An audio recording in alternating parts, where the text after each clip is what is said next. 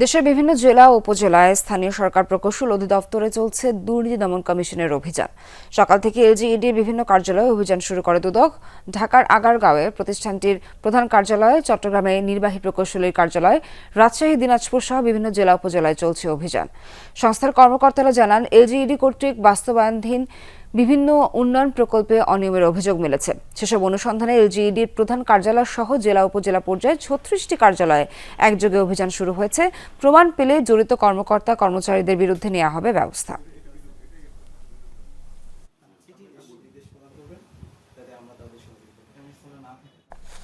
দর্শক, এই বিষয়ে আরো জানাতে যুক্ত হচ্ছেন আমাদের সহকর্মীরা। প্রথমে যাচ্ছি চট্টগ্রামে জোবায়েদ ইবনে শাহাদাতের কাছে। জোবায়েদ, অভিযান কি এখনো চলছে? কর্মকর্তারা এই বিষয়ে কি বলছেন? বাছাইকৃত লাল সরিষার দানা থেকে তৈরি হয় প্রাণ সরিষার তেল, আসল ঝাঁঝে আসল স্বাদে।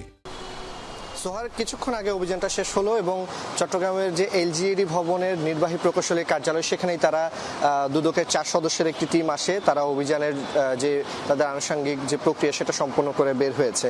তারা মূলত যে সকল কাজগুলো আছে উন্নয়ন প্রকল্পে বিভিন্ন উপজেলাগুলোতে হয়, সেখানে নিম্নমানের নির্মাণ সামগ্রী ব্যবহার, পাশাপাশি যে বিলগুলো আছে বা তাদের যে টেন্ডারের টাকাগুলো আছে সেগুলো কাজ না করেই বিল তুলে নেওয়া বা অতিরিক্ত বিল নেওয়া, এমন কিছু অভিযোগের প্রেক্ষিতে তারা আজকে এই এলজিইডি ভবনে এসেছিলেন এবং সেই জায়গা থেকে নির্বাহী প্রকৌশলীর সাথেও তারা কথা বলেছেন। বেশ কিছু আমরা ডকুমেন্টও দেখেছি নিয়ে যেতে এবং সেগুলো তারা দুদকের সাথে নিয়ে গেছেন। পাশাপাশি একই বিষয়টার অনুসন্ধানের জন্য চট্টগ্রামের আনোয়ারা উপজেলায় আজকে একটা অভিযান চালাচ্ছে। সেখানেও দুদকের একটি টিম আছে, বর্তমানে সেই অভিযানটা চলমান। তবে চট্টগ্রামের যে শহরের মধ্যে যে অভিযানটা হলো নির্বাহী প্রকৌশলীর কার্যালয়ে, সেখানে তারা আসলেই যে কাগজপত্রে কোনো অনিয়ম আছে কিনা বা সেই জায়গা থেকে কোনো রকমের অসঙ্গতি আছে কিনা, তাদের কাছে যে অভিযোগ আছে সেটা কতটুকু সত্য সেটা যাচাই বাছাইয়ের জন্য তারা এসেছেন।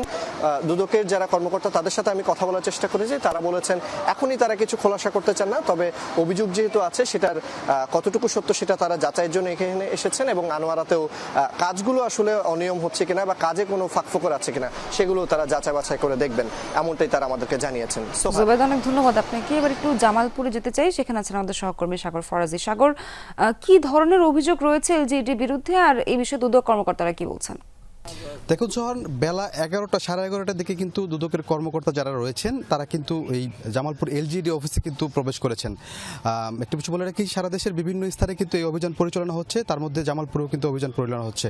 আমি সকাল থেকে তাদের সাথে রয়েছি। তারা যেমনটি বলেছেন যে আসলে কিছু সুনির্দিষ্ট স্পেসিফিক যে তথ্যগুলো রয়েছে সেই তথ্যগুলোর প্রেক্ষিতে কিন্তু তারা এই অফিসে এসে আজকে অভিযান পরিচালনা করছেন। আসলে আজকে এই অভিযানের প্রধান নেতৃত্বে যিনি দিচ্ছেন তিনি হচ্ছেন দুদক জেলা কার্যালয়ের উপসহকারী পরিচালক জিহাদুল ইসলাম এবং তার সাথে রয়েছেন সহকারী পরিচালক মোহাম্মদ আতিকুর রহমান একটি টিম। আমরা জানতে পেরেছি যে কিছুক্ষণ আগেই কিন্তু তারা এই এলজিইডি যে অফিসার রয়েছেন প্রকৌশলী রুজদিন আহমেদের যে অফিস কক্ষ রয়েছে সেই কক্ষ কিন্তু তারা অবস্থান করে তার সাথে আলোচনা করছেন এবং কি বিভিন্ন তথ্য চাইতেও দেখেছি তাদের। সেই সাথে কিন্তু কিছু প্রকল্পের যে অসঙ্গতি রয়েছে সেই অসঙ্গতিগুলোর সাথে বিষয় নিয়ে আলোচনা করছেন। এছাড়া একটি বিষয় বলে রাখি, 3টি প্রকল্পর তথ্য ইতিমধ্যে চেয়েছেন। এছাড়া তাদের সভাপতি, যে প্রকল্পগুলো সভাপতি, সেক্রেটারি অথবা যারা এই সংশ্লিষ্টতা রয়েছেন তাদের সাথে কথা বলার জন্য তারা আগ্রহ প্রকাশ করেছেন।